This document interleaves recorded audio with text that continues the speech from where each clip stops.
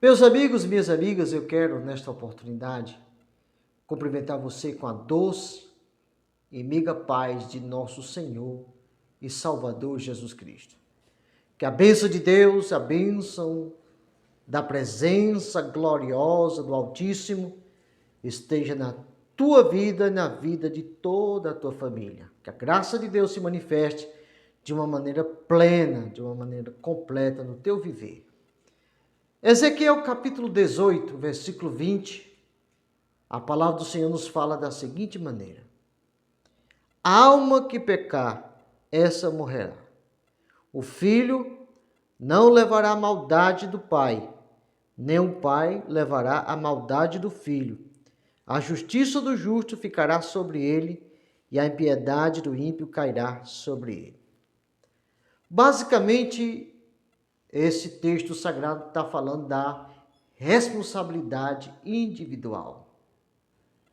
O pai não vai responder pelo seu filho, pelo pecado do seu filho, e nenhum filho vai responder pelo pecado do seu pai. E aqui o escritor, o profeta, que nesse exato momento ele está atuando como um teólogo, trazendo a doutrina vindo da parte de Deus, nós observamos que Deus fala categoricamente que a alma que pecar, essa morrerá, independente de quem seja. E ele, é claro, diz que o filho não levará a maldade do pai, nem o pai levará a maldade do filho. A justiça do justo estará sobre o justo e a impiedade do ímpio estará sobre a cabeça do ímpio. O texto é bem claro, meu amigo. O pai não é responsável pelo pecado de seu filho, e nem o filho é responsável pelo pecado de seu pai.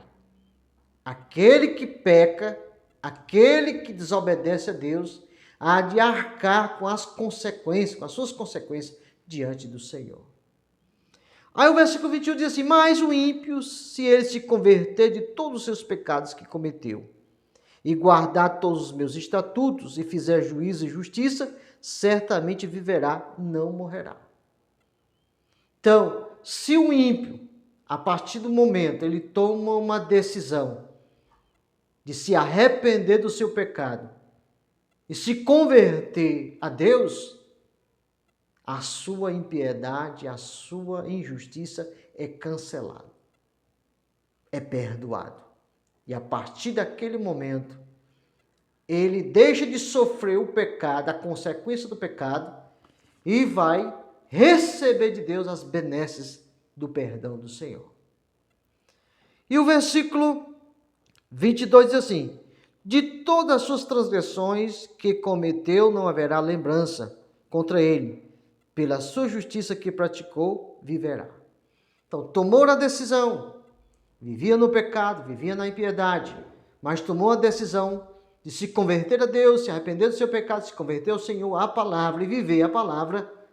A justiça de Deus garante o perdão desse homem.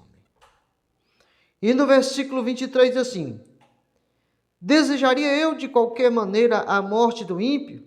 Diz o Senhor Jeová, não desejo, antes que se converta dos seus caminhos e viva. Então, o real desejo de Deus é que o ímpio seja perdoado e receba o galardão do justo. Então, a vontade de Deus, Deus não tem prazer na perdição do ímpio. Muito pelo contrário, o Senhor quer que este ímpio deixe a sua impiedade para receber o perdão do Senhor.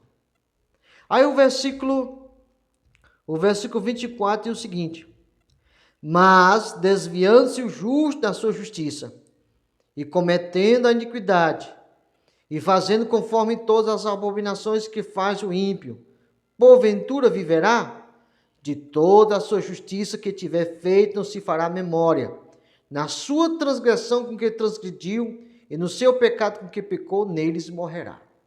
Aqui a gente vê o outro lado da questão. O homem era justo, mas deixou o caminho da justiça e entrou pelo caminho da injustiça, da impiedade, do pecado.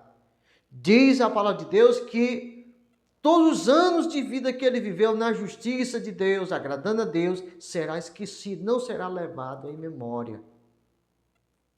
Então, meu amigo, a responsabilidade, ela é pessoal. Você um dia, eu um dia estaremos diante do Senhor para prestação de conta.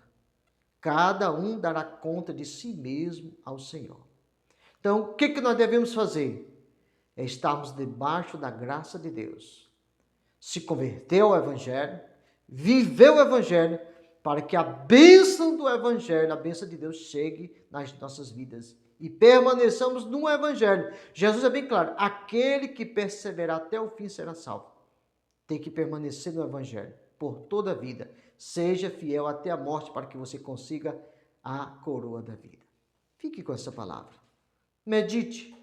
Deus tem o esclarecimento para a tua vida. O que você precisa fazer é aceitar a palavra no coração e viver a palavra. Que Deus te ajude, que Deus te dê força hoje e sempre, em nome de Jesus. Amém.